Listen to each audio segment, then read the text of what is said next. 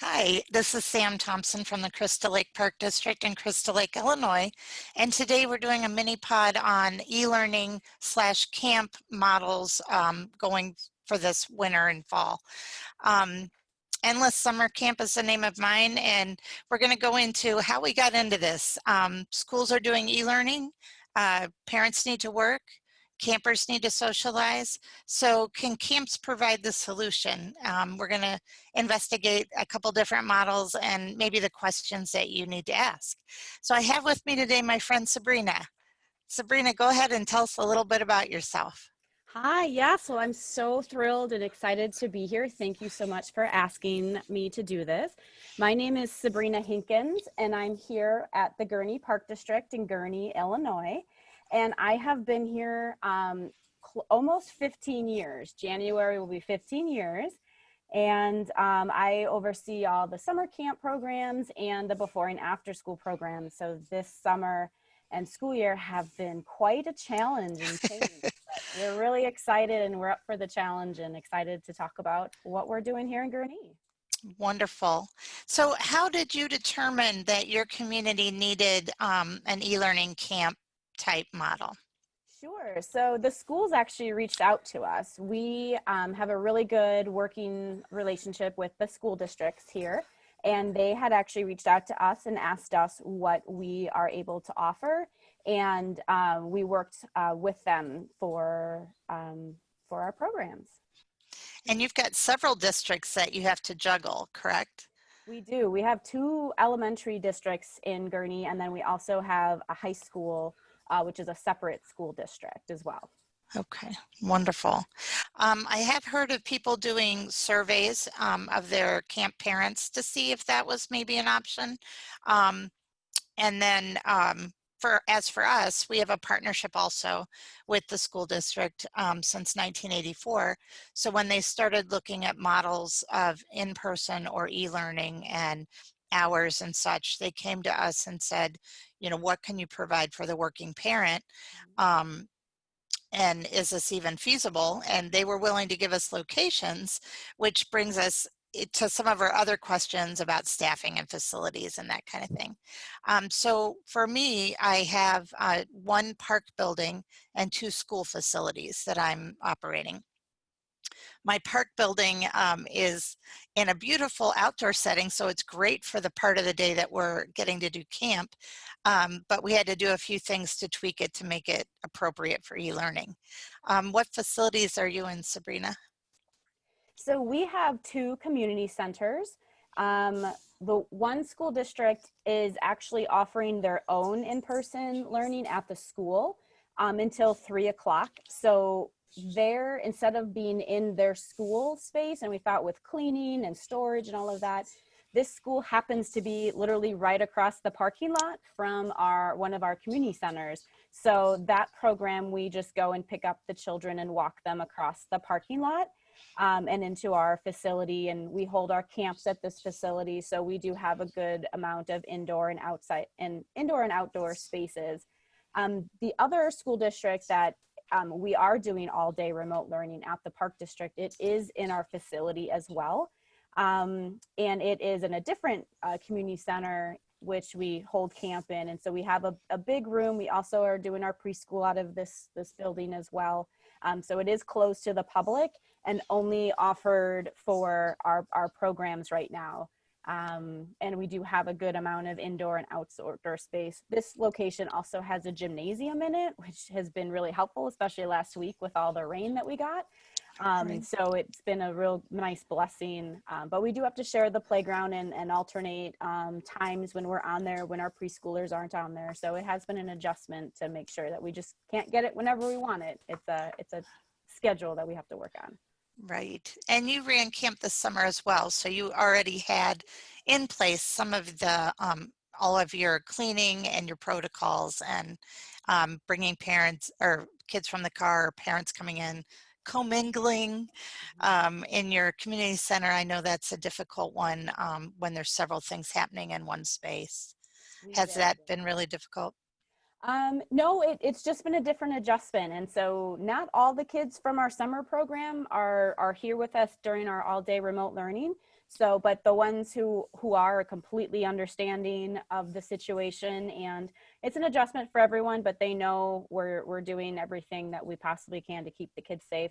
I think one of the biggest things was the very first day where parents are used to going into the school or helping their kids because they had all of their supplies and really heavy backpacks and bags and everything that they had to bring with them.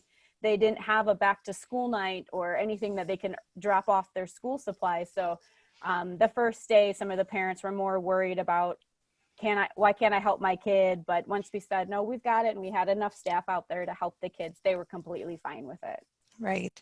My school district actually provided big boxes with all the school supplies for each child and their computer and um, worksheets and everything that they were supposed to have for the month already in their big box. So they arrived each with their big box, and we had taped off the tables and had their name places on their table. So they had their assigned seating, they were all ready to go.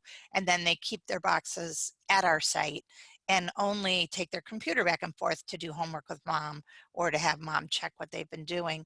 The headphones were an issue at first because with my park building, we have 2 floors, but they're not huge rooms. And so you would have 8 to 10 in each room with their assigned seating. So you needed the headphones so that they could actually hear their teacher and not be distracted by everyone else's e-learning at the same time. Um, was that something that you ran into as well?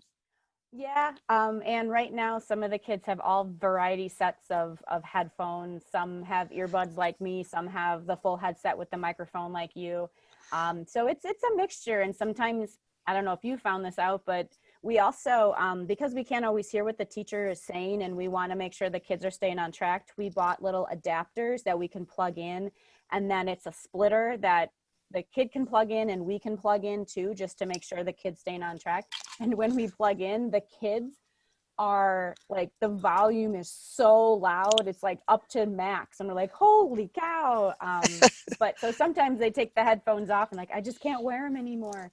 So we have had a few times, or when they're doing gym class and they need space, we don't want them hurting their earphones or their, or themselves, to bring their computer off the table when they're doing jumping jacks or whatever they might be doing. Right. So we do sometimes allow them to have their headphones off, but put the volume on low so it's not distracting other children.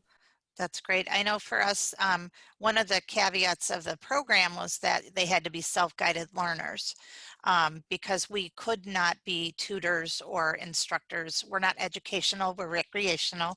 Mm-hmm. And the parents, we tried to make sure their expectations were the same as our expectations before we started. Of course, some we're not, and then you weed that out as you go. But for our kids, they start at 8 a.m. and they go to noon, but we kept the ages separate. So I have kindergarten and first grade in one facility, second and third in another facility, and fourth and fifth in another, so that hopefully they're working on similar material, and my staff that are there that are just making sure that they're tuning in at the right time or tuning out or recording, helping them to record their responses or whatever, um, are usually on the same page academically, even though we're not tutoring. But you talk about the gym class. It is hilarious to see random children all of a sudden get up and start doing, these gym actions when you weren't expecting it. And but it's working. We're in our fifth week right now. And so far, so good. Then at noon, we go into camp mode and do lunch and outdoor activities and all of that as we did all summer. 2 o'clock to 3 o'clock, some of them have to get back on, some don't. And then at 3:30, camp ends, and then we go into our before and after. Um, every school district's different. So how is your school different schedule right now? So they're on schedule. So we have one large room and we have like a divider down the middle, and we did our best. We have no more than 15 on each side. So right now we have 27 kids spaced out in the room, and The most we can have in that space is 30. But one side has the younger kindergarten through second grade, there's a couple third graders, and then there's some other third graders who are on the other side with the intermediate school. We have one sixth grader, but the majority of the kids are elementary, which is first, second, and third grade here. And they go from 9 a.m. until 3:25.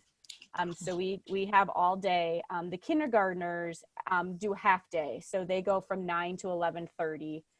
So we've kind of made it, and the kids we at the table, if they have the same teacher, we're lucky that 2 sets of kids, so 4 kids have the same teacher. So they are sitting at the same tables, which has been very helpful for those children. And even though we have, second graders, they're not always on the same schedule either. So we knowing the kids' schedule. So basically in the morning from 9 to noon is the lunches, or is the morning time. It is mostly instructional in person or on Google Meets. And then the afternoon, some kids have to go back on. Some kids have what they call intervention or independent work, where the teacher might ask them to come back on. So the afternoon is more of a juggling. So basically from 12:45 to 2, it's more independent work. And at 2 o'clock, some kids, the older kids, have a recess. Some kids have more independent work. Some have specials. So if it's more independent work in the recess, we get them outside. So the last hour and a half of the day is more, okay, who's got to get back on? Who can stay out for recess? Who can just, doesn't need to get back on until 3:15 to wrap up the day, kind of thing. So it's a work in progress, and we trust who we can tell, oh, I'm on a break or I'm done. No, let's double check to make sure you have all your assignments. So just like we told the parents, you have to be independent learners. But we also take pride in what we do. And I'm sure same thing with you is, we want to make sure these kids are doing their work. So we don't do it for them, but we double check. If the teacher sent back a request saying, oh, finish this up, you didn't do it right, we'll go back in and say, see, you have a message here, you need to finish it. So we do try to redirect the children and make sure that they do stay on track. And the parents will tell us, oh, they're missing assignments. So instead of going to an extra long recess, now you have to stay in and do this work. So that's been the troublesome, because we're getting the comments from the parents who are getting it from the teachers. So we don't have a direct connection to the teachers, which is fine. Right. But sometimes we don't always get it till the next day. Some teachers have just reached out to me personally, and I'm like, sure, we'll email, and here's our phone number if you need, because the Google Meets the other day, they were down, or some kids couldn't get in. So I was talking to a teacher. I'm like, please know that they're here. Don't mark them absent. Because I take that stuff very personally, because I'm like, I want to make sure these kids are doing what they need to be doing. And sometimes technology prevents us from doing that. Absolutely. It is nice that they are getting the socialization, and they are excited to get there in the morning, and they know that on a break they are doing more than just watching TV. So that's Yeah. been nice. We don't allow them to be on their computers at all during any lunch or any break. It's nope, turn it off. That's when it charges, and we, don't even touch it. Don't even think about it. Right. Now lunches, for mine, they're bringing all disposable prepackaged lunches. Similar to, or is that similar? Same here. Yep. And they need to bring all their snacks. We are not providing any food at this time. Yeah. In the past, we would do snacks, but at this time, we're just not. Right. The health department regulations in our area are stricter at this time as well. So talking about compliance, for Illinois, I'm officially license exempt, which means that for my state, we had to fill out a lot of paperwork. We have safety audits, we have audits of attendance and that type of thing. And because we were already license exempt, then we were allowed to reopen and operate. We did have to hand in a reopen plan to DCFS, Department of Children and Family Services. Now, those of you listening in other states, every state is going to be different. So you need to check into your state and what your regulations are and what the compliance or who you need to tell about your reopen plan before you start. The nice part was it had us really look at a comprehensive picture of our whole operation before we reopened. It gave us all the ingredients, and there's lots of organizations that you can look to for that kind of information if you're going to open up. But you have a different model which works as well for how you're doing your program compliance-wise, if you want to explain a little bit about that. So you don't have to be license exempt. You can also do Sabrina's model. Yeah, we are also license exempt. Filled out the paperwork recently as well, just to recertify, because every 2 years you've got to do that. Yep. And so, but we had not had to send in the plan. But I know in Illinois, the Illinois IPRA, Illinois Park and Recreation Association, had sent out and had been working on all of the park districts' behalf with the state governor's office in regards to how can these park districts who may not be license exempt, how can we still help the community? We normally do before and after school program, and all these schools are going remote, and some parents can't stay at home. So I know the state of Illinois had come out with, as long as the children are remote learning and the schools are not open, then we can hold our program as this. But once the schools go back to remote learning, we will not be able to continue this program. Or once the schools go back to in-person, I'm sorry, we will not be able to continue this program without being a licensed facility. Wonderful. Yes, I know several places, because of the structure of their school district, were able to just do 3-hour programs or half-day programs, and then they didn't have to go through as much of the licensing stuff as well. Internet access at my park district building, we had to up it and pay for the upgrade monthly because we never know week to week what the school district is going to change to in the next quarter. And I know we're starting to run out of time. So as the weather gets cold, for me, that's going to be hard. My gyms at my schools are full of furniture, and we're going to need a large motor space. So I'm working with the school district on that. We also have band, which my 5th graders are in band. And so they're actually doing band in an old concession stand that is beside my park building. And it was for Sled Hill. So we actually have a heater that they need to get to work again so that we can still hold band in the winter in that building. Going forward, Sabrina, what do you think your future looks like? Are there glitches coming up that you need to resolve?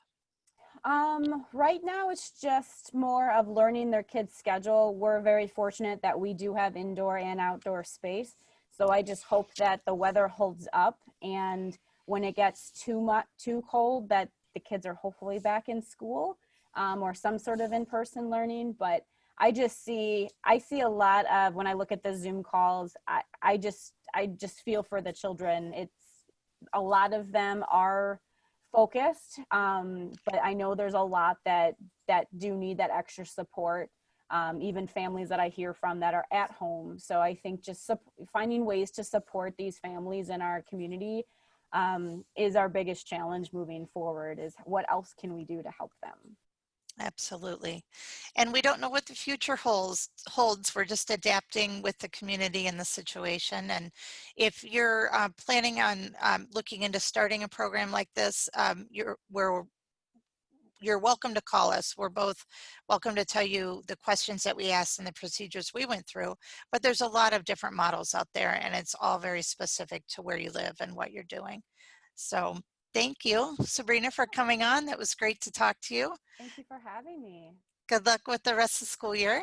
Thanks, same to you. Thanks. Have a great day. This has been a mini pod. Stay tuned next week for a full podcast, and look for more mini pods on different subjects throughout the year.